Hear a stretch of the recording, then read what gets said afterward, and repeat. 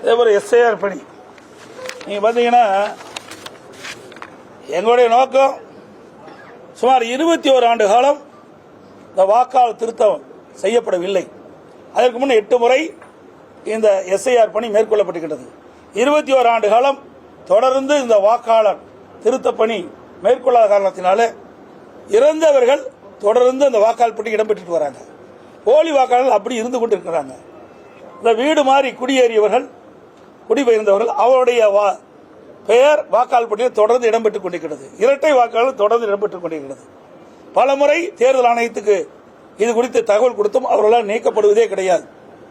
அதனாலதான் நாங்கள் 2-3 மாதத்துக்கு முன்பு ஆர்கே நகரில் சுமார் 44,000 வாக்குகள் முறைகேடாக வாக்காளர் பட்டியல் இடம்பெற்றிருப்பதாக குறிப்பிட்டு உயர்நீதிமன்றத்தில் வழக்கு தொடர்ந்தோம். உயர்நீதிமன்றம் இதை விசாரித்து முறையாக வாக்காளர் பட்டியலை தயாரிக்க வேண்டும் என்று தேர்தல் ஆணையத்துக்கு உத்தரவு போட்டு சுமார் 30,000 வாக்காளர் நீக்கப்பட்டாங்க. அதுபோல கரூரில் நீதிமன்றத்தை நாடி 10,000 வாக்காளர்கள் நீக்கப்பட்டது. அதுபோல் டி நகரில் பல்லாயிரக்கணக்கான வாக்காளர்கள் முறையீடாக வாக்காளர் பட்டியலில் இடம்பெற்றிருக்கின்றார்கள். அதை கண்டறிந்து ஆய்வு செய்து முறையாக வாக்காளர் பட்டியல் தயாரிக்க வேண்டும் என்று நாங்கள் நீதிமன்றத்தில் வழக்கு தொடர்ந்தவுடன் நீதிமன்றத்தில் வழக்கு வரும்போது தேர்தல் ஆணையம் எஸ்ஐஆர் பணி தொடர்ந்து இருக்கின்றது, அந்த பணி துவங்கின்ற பொழுது இதை நாங்கள் குறிப்பிடுகிறோம். அதை நீங்கள் கொடுக்கப்பட்ட அந்த புகாரின் அடிப்படையில் யாரெல்லாம் இறந்தவர்கள், இரட்டை வாக்காளர்கள், குடியிருந்தவர்கள் வேறு இடத்திற்கு மாறு செய்திருந்தால் அவர்களெல்லாம் நாங்கள் பட்டியலிட்டு தெளிவாக ஆதாரத்தோடு கொடுத்திருக்கிறோம். அதையெல்லாம் கண்டறிந்து உண்மை இருந்தால் அவர்களுக்கு நடவடிக்கை எடுப்போம், அந்த வாக்காளர் பட்டியலை நீக்குவோம் என்று சொன்னாங்க. இப்போ அந்த பணியில் நடந்துகிட்டு இருக்குது. உதாரணத்துக்கு நான் சொல்ல வேணும்னா, நீங்க பார்த்தீங்கன்னா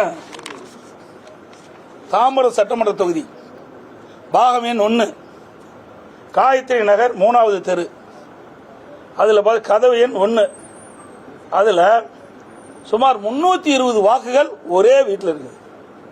இந்த வாக்காளர் பட்டியல் அப்படி இடம்பெற்றிருக்கு.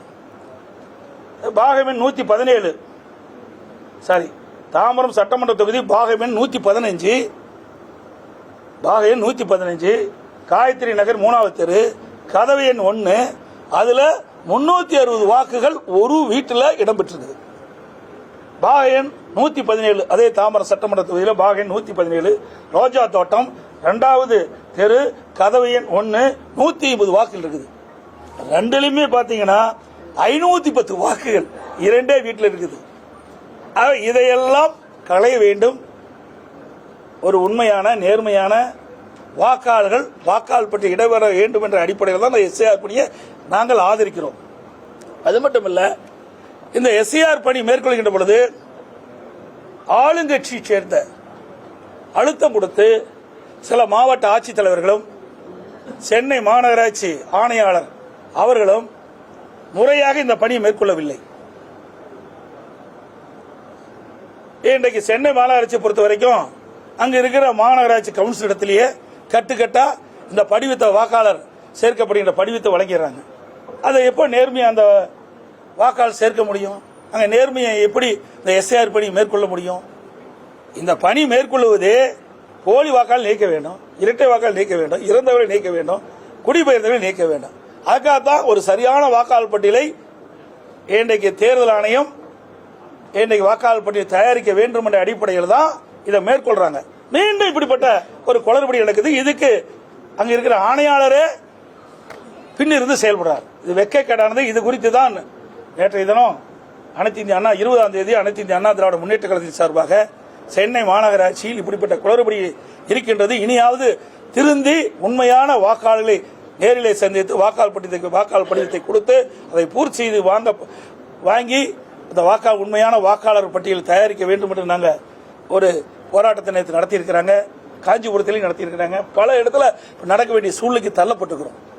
இதை ஆளுங்கட்சியை சேர்ந்த அதிகாரத்தில் இருக்கின்றவர்கள் அவருடைய அதிகாரத்தை பயன்படுத்தி இப்படி எஸ்ஐஆர் பணி முழுமையாக நடைபெறக்கூடாது என்ற ஒரு அடிப்படையில் செயல்பட்டு வன்மையாக கண்டிக்கத்தக்கது.